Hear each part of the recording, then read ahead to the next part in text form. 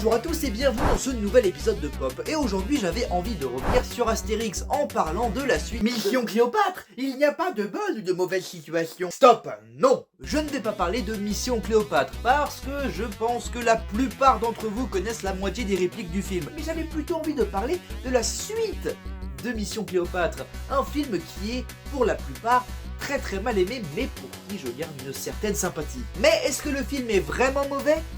Eh bien on va voir ça tout de suite en parlant d'Astérix aux Jeux Olympiques. Le film commence par le speech de base, toute la Gaule est occupée par le plus grand dictateur de l'histoire, mais il y a des gilets jaunes qui résistent, etc. Et on fait la rencontre d'Alafolix, un Gaulois qui part en Grèce pour retrouver celle qu'il aime, la princesse de Grèce elle-même, Irina. Eh bah mon cochon, tu te gênes pas hein, une princesse carrément. En plus, il ne l'a jamais rencontrée, tout ce qu'il a d'elle, c'est sa gueule sur une pièce grecque. Depuis plusieurs mois. Wow. J'espère qu'ils sont pas trop fidèles à la réalité. Mais non, Irina est belle comme tout et reçoit le pigeon voyageur d'Alafolix, qui lui envoie de magnifiques poèmes dans lesquels il lui dit qu'il arrive pour la rencontrer. Hey, t'aurais au moins pu demander son avis avant. C'est vrai ça se fait pas. Ça se trouve elle est méga moche, comme sur la pièce. Mais Irina est destinée à un autre, Brutus, le fils de César, interprété par Benoît Poelvoorde, qui vient rendre visite à sa belle, qui elle lit un des poèmes d'Alafolix. Alafolix qui s'était caché en tant que serveur au palais, lorsqu'il comprend que ce sont ses lettres que Irina lit. Sûrement parce qu'il l'avait pas reconnue avant. Ah mais c'est elle la princesse. Oh, elle est moins belle que sur la pièce. Le Gaulois se présente, Brutus arrive et fait son numéro de macho man. Je sais que vous aimez la poésie, et ça tombe bien, j'en suis moi-même très féru. Eh ben c'est super, vas-y, on t'écoute. Besoin de rien, envie de toi. Comme l'hiver aime l'automne. Plagiat, plagieur, menteur, voleur, tricheur. Alafolix tient tête à Brutus. J'aime la princesse Irina et je veux l'épouser. Et son avis à elle, on lui demande ou... Bah non, c'est une femme. C'est moi qui fais ces blagues normalement. C'est vrai ça. Je crois que t'as une mauvaise influence sur moi. Pour prouver qu'il est digne d'épouser la princesse, Alafolix prétend qu'il va gagner les Jeux Olympiques. Irina accepte donc le défi. C'est pas un peu dangereux ça? Imagine que ni Alafolix ni Brutus ne gagnent les Jeux Olympiques. Tu vas te retrouver avec un random ostrogo. Et oui, je connais des mots compliqués. Panorthose. Bref, on retrouve deux Gaulois dans la forêt qui chassent le sanglier. C'est qui ces deux-là? Bah Astérix et Obélix. Ah, mais c'est eux les héros du film. Eh oui, enfin! Il était temps. Et vous savez, tout le truc de Alafolix qui veut épouser la princesse avec Brutus et tout. Eh ben, ça, c'est pas dans la BD. Ouais, ça s'annonce fort. Bon, après une scène où les deux moustachus font la rencontre de Claudius, un Romain qui s'entraîne pour les Jeux Olympiques, on retrouve des plans en 3D dégueulasses de Rome. Où l'on retrouve la meilleure décision qu'ont pris les réalisateurs de ce film. Alain Delon dans le rôle de Jules César. Brutus vient voir son père. Le code d'accès 4, 7... Non, 1000. Il vient annoncer à son père qu'il allait participer aux Jeux Olympiques pour aller choper de la grecque, et en profite pour refiler des olives à son père. Des olives empoisonnées, car Brutus veut tuer son paternel. Sauf que César file l'olive au guépard. Il y avait un guépard de trop dans cette pièce. La meilleure décision, je vous dis. En attendant, Alafolix se pend. Tu t'es pendu par les pieds là. Et alors? Il explique la situation au village, alors Astérix, Obélix, Panoramix et Assurance Tourix...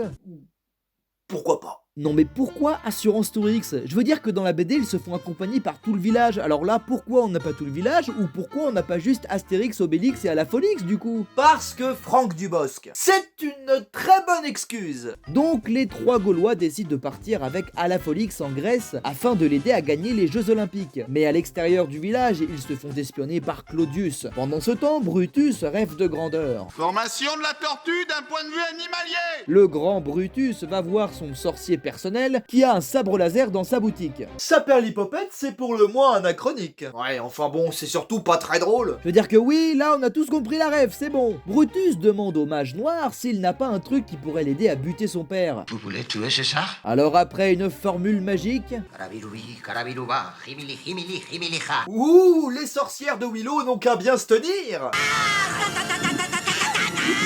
Gandalf le moche donne vie à Couvert de Puce qui lui propose... Des selles de bain. C'est gentil, mais pour tuer César... Bon, il ramène ça à son père, il lui fait couler un bain, mais César a un... Goûteur de bain. Dommage, ce sera pour la prochaine fois. Les Gaulois arrivent aux Jeux Olympiques pour s'inscrire. Et les Jeux commencent. Dans le public, Assurance Tourix rencontre... Francix Lalanix. Et un caméo, un. C'est l'heure du lancer de javelot. Brutus prend une potion pour se muscler, mais il se troue la jambe. Bon, les Gaulois gagnent évidemment toutes les épreuves avec la potion magique. Mais c'est de la triche, il se dope. Justement, Claudius apprend à Brutus que les Gaulois sont gavés de potions, alors ni une ni deux. Réclamation, contestation. Donc évidemment, les Gaulois font face au test du coléoptère pour savoir s'ils sont drogués. C'est l'équivalent du souffler dans le ballon, monsieur. Et oui, bon, bah ils se font tester positifs. Ah bah ça, des Gaulois, tu pensais bien qu'ils allaient pas commencer la journée sans boire un ou deux canons. Non mais moi, je suis tombé dedans quand j'étais petit. Ouais, moi aussi. Moi aussi. Plus tard, on retrouve nos Gaulois en train de s'entraîner car ils n'ont plus le droit d'utiliser de potions. Alors, on n'attend pas Assurance Tourix? Oh là là, la ref à camping quoi. Tu vois, ça c'est symptomatique des films Astérix de merde. Est-ce que dans Mission Cléopâtre on avait Jamel Debbouze qui répétait toutes les 3 secondes sa réplique « Dis-moi pas que c'est pas vrai » ou Christian Clavier qui répétait toutes les 3 secondes « Ok, ok, ok » Non. Alors pourquoi ils le font là? Alors pourquoi, d'un coup comme ça, on s'est mis à foutre des références par rapport aux anciens rôles qu'ont eu les acteurs? Ça tue l'immersion! Bref, la nuit venue, Alafolix est parti à la fenêtre de Irina pour faire une parodie de la scène de Cyrano de Bergerac, avec Gérard Depardieu qui reprend son rôle de Cyrano. Car il a déjà joué ce rôle au cinéma, et oui, c'est exactement le même problème que pour la réplique « on n'attend pas Patrick !» Toi aussi, tu veux te pendre par les pieds? Non. Pas par les pieds. Le lendemain, les jeux continuent. Personne n'a jamais chanté dans un stade. Si, les pierres qui roulent. Oh, et vos gueules. Vous savez quoi? Vos gueules. Brutus menace les jurés de lui accorder les victoires, même en cas de triche, sinon il les fait écarteler. Le combat de lutte commence et Brutus fait appel à sa botte secrète. Humungus. Et c'est l'heure de la petite coïncidence bizarre. Jingle.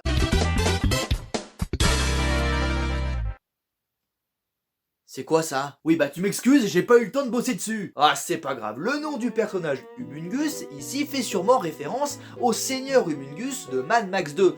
Ce qui est bizarre mais toutefois rigolo, c'est que son interprète Nathan Jones, un acteur slash catcheur, jouera plus tard dans Mad Max Fury Road. Et? Bah quoi et c'est tout. Bah, c'est pas ouf non plus. Non mais c'est rigolo, le mec il a le même nom qu'un personnage de Mad Max et plus tard... Non mais ça j'avais capté, ce que je veux dire c'est que ça mérite pas un jingle quoi. Ouais bon ok, et bah toi tu mérites pas ta perruque. Je me sens nu. Donc Humungus écrase tout le monde et les Romains gagnent l'épreuve. Brutus continue à tricher dans les épreuves car il est couvert par le juré, alors dès qu'il reçoit sa palme, Astérix vient se moquer de César sur le fait que son fils n'est qu'un sale tricheur. Alors César décide que le gagnant des jeux sera celui qui gagnera la course de chars. Plus tard, Brutus retrouve Couvert de Puce qui lui a préparé un miroir piégé pour tuer César. Sauf que l'empereur a un... Goûteur de miroir. Alors ça c'est vraiment pas de chance. Qu'est-ce que c'est que ça? Bah quoi, faut bien que je porte quelque chose pour remplacer ma perruque. Et un autre caméo pour la 12, un autre. Bon, tu sais quoi, laisse tomber, reprends-la. Le soir venu, le sorcier a une idée. C'est enlever leur druide et l'obliger à nous donner sa potion magique. Ah, comme dans Astérix contre César. Mais non, c'est pas pareil. Pour enlever Panoramix pendant les congrès de druides. Ah, comme dans Astérix contre César. Ouais, bon bah là j'ai plus d'excuses. Le problème, quel est-il? Ah, comme dans Astérix contre... Oui bon bah ça va. J'ai déjà dit que j'avais plus d'excuses. Donc il capture Panoramix. Un des druides vient prévenir les Gaulois qui retrouvent la trace du vieux druide dans une tente romaine grâce à Idéfix, et c'est là qu'Astérix a une idée. Puisque les Romains tiennent tellement à cette potion, on va leur en donner. Donc Panoramix leur prépare Son petit ragoût magique. et s'enfuit avec les Gaulois. Ça y est, c'est l'heure de la course de chars avec...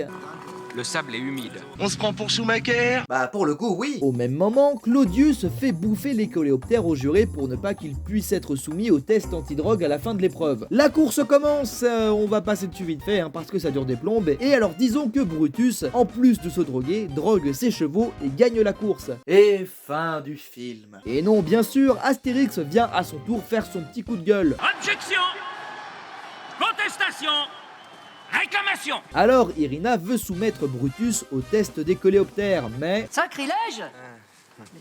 Les coléoptères ont disparu! Sauf que pas besoin, vu que le druide avait prévu le coup et a mis un colorant dans la potion. La langue de tes chevaux est bleue, comme la tienne. Brutus est bel et bien un tricheur, et le prix revient donc au deuxième, c'est-à-dire à la Folix. Ouais bah elle a eu de la chance Irina, imaginez qu'à la Folix finisse 3ème, elle se serait retrouvée avec Schumacher. J'espère qu'elle aime les légumes. Oh non, ça c'est vraiment pas sympa, hein. Pardon. Mais Brutus n'en a pas fini avec son père et tente un putsch. C'est Brutus qui complotait. Bah oui, vous avez pas vu le film? Sauf que ces hommes ne sont pas chauds à l'idée d'arrêter un empereur aussi charismatique, donc Brutus se fait arrêter. Les Gaulois ont gagné, à la Folix épouse Irina, et à la fin, comme dans tous les Astérix, c'est la méga fiesta avec une avalanche de caméos. Entre Jamel Debbouze qui vient reprendre son rôle de numéro bis, Adriana 42, Tony Parker, Zinedine Zidane. Pardon. Overdose de caméo. Et en plus, bon, bah alors je comprends pourquoi il y a Zidane, hein, c'est un footballeur, c'est un sportif, je comprends le rapport avec les Jeux Olympiques, mais Tony Parker, c'est un rappeur. Qu'est-ce qu'il a à voir dans le monde du sport? Brutus et ses hommes deviennent esclaves pour son père et fin. Bon, pour tout vous dire, je comprends pourquoi les gens pensent que ce film est mauvais. On est d'accord, il y a plein de problèmes. Problèmes de caméo de merde, un scénario pas ouf, avec une histoire d'amour complètement nulle dont on se fout royalement, et qui a été en plus rajoutée parce qu'elle n'est pas dans l'histoire de base. À la Folix n'est pas dans la BD, tout comme Irina ou Brutus. Et c'est très con. Vous savez pourquoi c'est très con? Parce que ces trois personnages sont plus importants que Astérix! Sérieux, comment c'est possible? Astérix est complètement effacé de l'histoire. Le personnage le plus important du film, c'est Brutus. Mais on vient pas voir Brutus, on vient voir Astérix.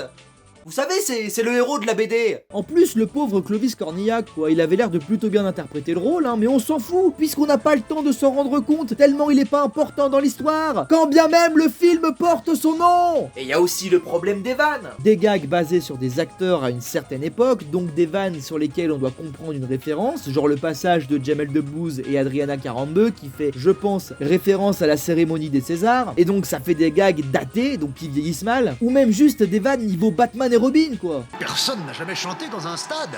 Si, les pierres qui roulent. Et en fait, concernant les vannes, c'est un immense gâchis. Parce que si on met à part ces vannes pourries, il y en a des vraiment bonnes à travers. En position tortue d'un point de vue animalier, goûteur de bain, le code C4, non C1000, ou tous les passages avec Alain Delon. César est immortel. Pour longtemps. Putain, c'est le meilleur personnage de tous les films Astérix confondus. Franchement, il y avait du potentiel, malheureusement gâché par une production catastrophique. Pour plus d'informations, je vous laisse aller voir la vidéo de Mea sur Astérix aux Jeux Olympiques, disponible dans la description, où il parle du sujet en profondeur. Et en fait, le plus gros problème du film, ce que les gens reprochent inconsciemment, c'est que en fait, bah il sort après ça. Bah ouais, hein, aujourd'hui quand on sort un film Astérix et qu'il s'avère qu'il est mauvais, la réaction des gens donne à peu près « Ouh là là, comme c'est l'étonnement !» Mais à l'époque, le dernier film Astérix qui était sorti, c'était Mission Cléopâtre, un super film dont tout le monde aujourd'hui connaît au moins une réplique. Il est où le bagno? Ta gueule! Donc ouais, si on se met dans le contexte de l'époque, tu t'attends à voir du Mission Cléopâtre et tu as du Jeux Olympiques. On peut comprendre la déception. Et c'est pas fini! Comment ça? Eh oui, il nous reste tellement à explorer! Astérix et Obélix au service de Sa Majesté, Astérix et Obélix, l'Empire du Milieu.